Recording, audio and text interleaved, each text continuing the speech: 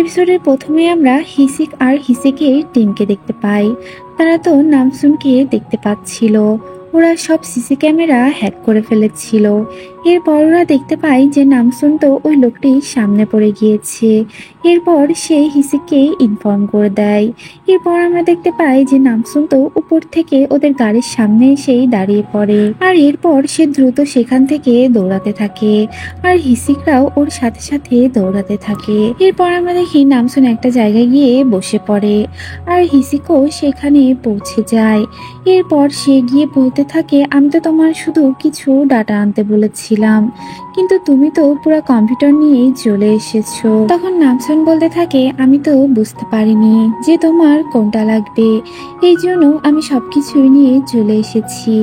এরপর আমরা দেখি হিসিক তো ওর হাতে ওই ঘড়িটি আবারও পরিয়ে দেয়।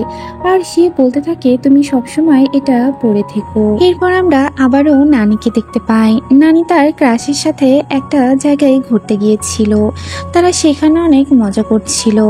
এরপর আমরা দেখতে পাই তার ক্রাশ তো আবারও নামসুনের মায়ের কথা জিজ্ঞেস করতে থাকে। সে জিজ্ঞেস করতে থাকে, তোমার মেয়ের আর কি কি বিজনেস আছে। তখন তার মা বলতে থাকে, আমার মেয়ে যে জমি কিনেছিল সেখানে খনন কাজ চালাচ্ছিল। আর তখন সে সেখানে একটা তেলের ভান্ডার পায়। আর তারপর থেকে তার কাছে প্রচুর টাকা হয়ে যায়। এরপর আমরা দেখি ওই লোকটা আরো জিজ্ঞেস করতে থাকে, কিন্তু নানি তো দৌড়ে সেখান থেকে এগিয়ে যায়। এরপর আমরা নামসুনের মাকে দেখতে পাই। তার কাছে তার বাবার ফোন এসেছে। সে বলতে থাকে, আমি কোরিয়াতে ব্যাক করছি আর আমি তোমাদের কাছে চলে আসছি। তখন তার মা বলতে থাকে, আপনি কবে আসবেন এটা আমাদের আগে থেকেই জানিয়ে দিয়েন, তাহলে আমি লোক পাঠিয়ে দিব। এরপর আমরা দেখি নামসুনের মা তো একটু টেনশনে পড়ে যায়। আর এরপরে সে তার ভাইকে ফোন করে আর বলতে থাকে বাবা ফেরত আসছে, কিন্তু এই কথাটা মাকে কিছুতেই বলা যাবে না। এরপর আমরা আবারও নানিকে দেখতে পাই। সে তার ক্রাশের সাথে তো বেশ ভালো সময় কাটাচ্ছিল। এরপর তারা একটা রাইডে ওঠার জন্য লাইনে দাঁড়ায়। আর সেখানে কিছু বদমাশ ছেলে চলে আসে। তারা তো ওর সামনে গিয়ে দাঁড়ায়। আর এরপর নানি তো ওদের জাস্ট একটা ধাক্কা দিয়েই সরিয়ে দেয়। এরপর আমরা ওই পুলিশ অফিসারটিকে দেখতে পাই। সে কিছুতেই তার নেশাটা কাটাতে পারছিল না। সে প্রচুর পরিমাণে পানি পান করছিল। আর নামসুনের ভাইও তো এই ট্যাবলেটটিতে অভ্যস্ত হয়ে যায়। আর এই ট্যাবলেটটি নেওয়ার সময় সে ওই মেয়েটির কথা ভাবতে থাকে। ওই মেয়েটি তাকে বলেছে, এটা খেলে তুমি অনেক স্লিম হয়ে যাবে আর অনেক বেশি স্মার্ট হয়ে যাবে। আর এটা খাওয়ার পরে সে সবকিছু উল্টোপাল্টা দেখতে থাকে। এরপরে আমরা সিওকে দেখতে পাই। সিও তো একটা জায়গায় বক্সিং করছিল। আর সেখানে ফ্ল্যাশব্যাকে দেখানো হয় ছোট্টবেলায় ও খাবারের জন্য বক্সিং করত। আসলে অনাথ বাচ্চাদের রাশিয়ান কিছু মাফিয়ারা নিয়ে যেত। আর তারা খাবারের জন্য ওদের মধ্যে লড়াই করাতো। যে জিতে যেত সে খাবার খেতে পেত। সেখানে আমরা দেখতে পাই বিনমিন নামের একটা ছোট বাচ্চার সাথে এই সিওর ফাইট হচ্ছিল। সিও অনেক দুর্বল ছিল, এজন্য সে প্রতিদিনই হেরে যেত। তখন ওই পিচ্চি ছেলেটি বলে, আজকে আমি হেরে যাব, তাহলে তুমি খাবার খেতে পাবে। আসলে এই ছোট বাচ্চাগুলোকে অনেক কঠিনভাবে ট্রেন করা হয়েছে, তারা যাতে বড় হয়ে অন্যরকম ভাবে জীবনযাপন করতে পারে। এরপর আমরা নামসুনের মাকে দেখতে পাই। নামসুনের মা তো জেনে যায় যে নামসুনকে মেরে ফেলার জন্য তো ওই মেয়েটি ওর উপর অ্যাটাক করেছিল। এরপর সে নামসুনের কাছে সব কথা জিজ্ঞেস করে। তখন নামসুন বলে, এইরকম কিছুই নয়, এত টেনশন করবেন না। এরপর আমরা দেখি নামসুনের মা তো তার মেয়েকে অনেক জোরে করে একটা হাক করে। এরপর আমরা দেখি নামসুনের মা ওই মেয়েটির কাছে যায়। আর সেখানে গিয়ে সে বলতে থাকে, তুমি এরকমটা কাজ কিভাবে করতে পারলে? তুমি সবসময় সততার সাথে চলাচল করো, তাহলে জীবনে সব জায়গায় সাকসেস হতে পারবে। তখন মেয়েটি বলে, নামসুন না আসলে আমার জীবনটা অনেক সুন্দর হতো, আমি আপনার মেয়ে হয়েই জীবনযাপন করতে পারতাম। আমি ওই কয়টা দিনের স্মৃতি কিছুতেই ভুলতে পারছি না। তখন নামসুনের মা বলতে থাকে, আমি তোমাকে মাফ করে দিব যদি তুমি সঠিকভাবে জীবনযাপন করো আর তুমি আমার দ্বিতীয় মেয়ে হয়েও আমার কাছে থাকতে পারো। এরপর আমরা নামসুনকে দেখতে পাই। সে তো অফিসে সবকিছুই ঘাটাঘাটি করতে থাকে। সে ইনফরমেশন জোগাড় করার জন্য সবার কাছে বিভিন্ন প্রশ্ন জিজ্ঞেস করতে থাকে, কিন্তু কেউই তাকে সঠিকভাবে কোনো অ্যান্সার জানায় না। এরপর আমরা সিওকে দেখতে পাই। সিও সব কথাই জেনে গিয়েছে। এরপর সে তার বডিগার্ডকে ডাক দেয়। সে সব কথাই জিজ্ঞেস করতে থাকে। তখন বডিগার্ড বলে এই মেয়েটি একটা ভূত সেজে এসেছিল আর তারপরে সে কম্পিউটারটি নিয়ে উড়াল দিয়েছে। এসব কথা শোনার পরে সিও তো তার পায়ে একটা চাকু মেরে দেয় আর বলতে থাকে তুমি এতটুকু মেয়েকে আটকাতে পারোনি, তুমি আমার সুরক্ষা কিভাবে করবে। এরপর দেখা যায় সে তো সবকিছু বর্ণনা করতে থাকে। তখন সেখান থেকে নামসুন যাচ্ছিল। সে বলতে থাকে যে ওই মেয়েটিও নামসুনের মতো এতটুকুই ছিল। কিন্তু আমরা দেখতে পাই সিও তো নামসুনের মাকে সন্দেহ করে বসে। সে ভাবতে থাকে এগুলো সবই নামসুনের মায়ের কাজ। এরপর আমরা হিসিকদের দেখতে পাই। তারা তো কম্পিউটারে সবকিছুই দেখতে থাকে, কিন্তু তারা কোনো ডাটাই খুঁজে পায় না। শুধু সেখানে দুইটা বাচ্চার ছবি দেখতে পায়। আসলে এদের গ্রিনগুলা অনেক বড় ছিল। তারা খুবই সিকিউর ভাবে সব কাজ করত। তারা আগে থেকে এই সব ডাটাগুলো ওইখান থেকে মুছে ফেলেছিল। এরপর আমরা দেখি আমাদের হিসিক তো নামসুনকে ফোন করে আর তাকে সব কথাই জানিয়ে দেয় যে তারা এই কম্পিউটারের মধ্যে কোনো ডাটাই খুঁজে পায়নি। এরপর আমরা নানি আর তার ক্রাশকে আবারও দেখতে পাই। তারা বেশ ভালোই সময় কাটাচ্ছিল। এরপর আমরা নামসুনের ভাইকে দেখতে পাই। তার প্রচুর পরিমাণে পানি পিপাসা লাগছিল। সে বারবার পানি পান করতে থাকে। এরপর আমরা আবারও নামসুনকে দেখতে পাই। সে তার কলিগের কাছে আবারও যায় আর গিয়ে ওই প্রশ্নগুলো আবারও করতে থাকে, কিন্তু কেউ কোনো মুখই খুলে না। আর এইদিকে হিসিকরাও অনেক ট্রাই করতে থাকে যে এই গেমটাকে কিভাবে তারা ধরতে পারবে। এরপর আমরা আবারও ওই ফ্রড মেয়েটাকে দেখতে পাই। ওই ফ্রড মেয়েটার সাথে তো ওই সিও দেখা করতে এসেছে। এরপর সিও ওই ফ্রড মেয়েটাকে সব প্রশ্ন জিজ্ঞেস করতে থাকে। সে বলতে থাকে যে নামসুন দেখতে কেমন ছিল আর তার মেয়ে যে ফিরে এসেছিল তুমি কি তাকে দেখেছো কিনা। তখন ওই ফ্রড মেয়েটি বলে আমি তাকে দেখিনি।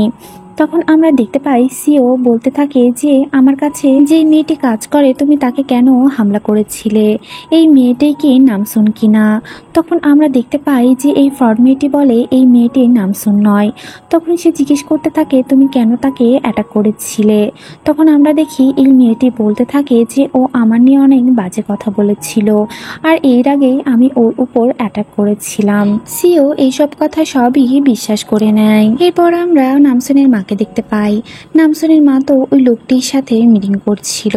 সেখানে ওরা এই রাশিয়া মাফিয়াকে নিয়ে কথা বলছিল। ওই লোকটি জানায় যে ওরা কিভাবে অনাথ বাচ্চাগুলোকে ধরে নিয়ে আসতো আর তাদের খাদ্যের অভাব দিয়ে তাদের কঠোরভাবে ট্রেনিং করানো হতো। তাদেরকে অনেক খাবারের কষ্ট দেওয়া হতো। তারা খাদ্য সংগ্রহের জন্য এভাবে কঠোর পরিশ্রম করত। এরপরে আমরা সিওর বডিগার্ডকে দেখতে পাই। সিওর বডিগার্ড তো অফিসের বাইরে দাঁড়িয়ে থাকে। সে ভাবতে থাকে এত উপর থেকে কি করে ওই মেয়েটি নিচে লাফ দিল আর সে লাফ দিয়ে বেঁচে গেল কিভাবে। এরপর আমরা দেখি সেখান দিয়ে নামসুন যাচ্ছিল। তখন সে এই সব কিছুই নোটিস করতে পারে। তারপরে ওই বডিগার্ডকে জিজ্ঞেস করতে থাকে এইখানে কেন দাঁড়িয়ে আছো। তখন বডিগার্ড তাকে কিছুই সেরকম বলে না, কিন্তু সে দেখতে পায় যে বডিগার্ডের পায়ে ব্যথা আছে আর এই জন্য সে পিঠে করে তাকে এগিয়ে নিয়ে যায়। এরপর দেখি আমাদের নামসুন তো ওই বডিগার্ডটিকে চকলেটও খেতে দেয়। এরপর আমরা সিওকে দেখতে পাই।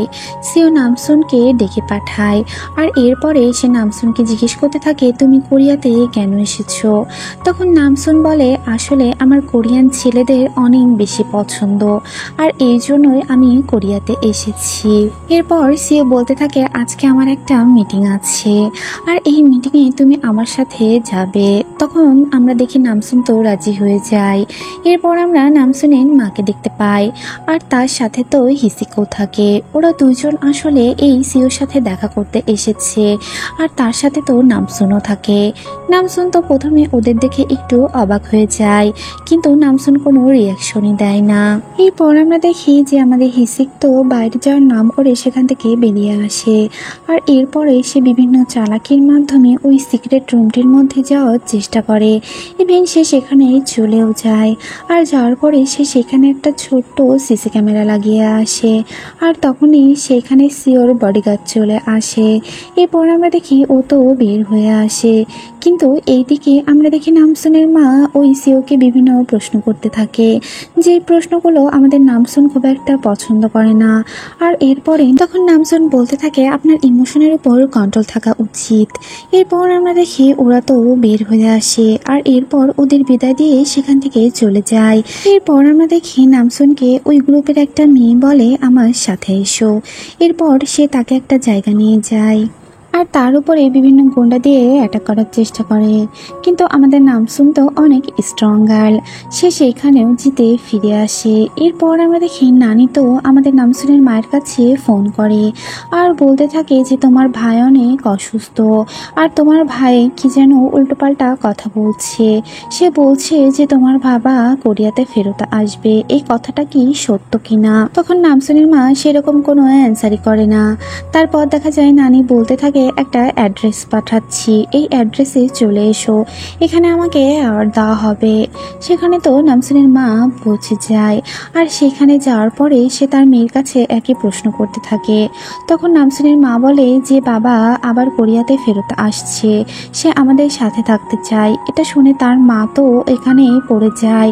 আর এরপর আমরা দেখতে পাই নানি তো তার ক্রাশকে ফোন করে আর বলতে থাকে আমার লাইফে যাই হয়ে যাক না কেন তুমি আমার পাশে থেকো, সবসময় তুমি আমার কাছে থেকো।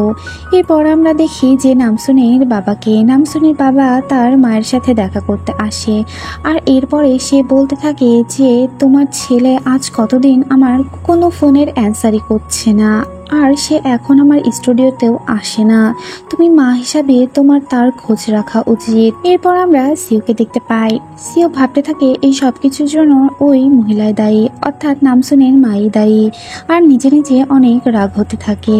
এরপর আমরা দেখি নামসুনের মা তো ওই লোকটির সাথে আবারও দেখা করে, কিন্তু ওই লোকটি তো এবার তার কোনো কথাই শুনে না, বরং সিকিউরিটি গার্ড দিয়ে ওর মাকে বাইরে বের করে দেয়। এরপর আমরা দেখি নানি তো এয়ারপোর্টে পৌঁছে গিয়েছে, তার হাজবেন্ড আসবে আজকে। এরপর দেখা যায় সেখানে তার হাজবেন্ড চলে আসে, সে এসে বলতে থাকে আমি তোমাদের অনেক মিস করেছি, আমি তোমাদের ছাড়া আর এখন থাকতে চাই না, আমি তোমাদের সাথেই থাকবো, আমি এতদিন সন্ন্যাসী ছিলাম কিন্তু এখন আমি শুধু তোমার কথাই ভাবতে চাই।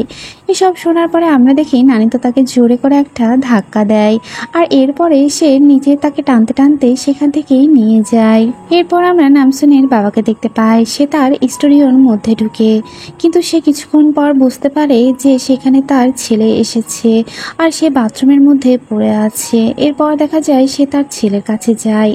এরপর আমরা আবার সিওকে দেখতে পাই, সিও তো নামসুনকে ফোন করে ডেকে পাঠায়, নামসুন সেখানে পৌঁছে যায়। তখন সিও তাকে বলতে থাকে তোমাকে আমি একটা কাজ দিতে চাই, একটা মানুষকে তোমায় খুন করতে হবে। আসলে আমি এই অর্ডারটা অনেক আগে একজনকে দিয়ে ফেলেছি, হয়তোবা সে এই কাজটি করেও ফেলেছে। এরপর আমরা দেখতে পাই যে একটা বড় ট্রাক নামসুনের মায়ের গাড়িকে ধাক্কা দিয়ে সেখান থেকে পালিয়ে গিয়েছে। আর এই মুহূর্তে আমাদের এপিসোডটিও শেষ হয়ে যায়। এপিসোডটি ভালো লাগলে চ্যানেলটিকে সাবস্ক্রাইব করুন, লাইক করুন, কমেন্টস করুন আর পরবর্তী এপিসোডগুলো দেখতে চ্যানেলটির সাথেই থাকুন। Thanks for watching. আল্লাহ হাফেজ।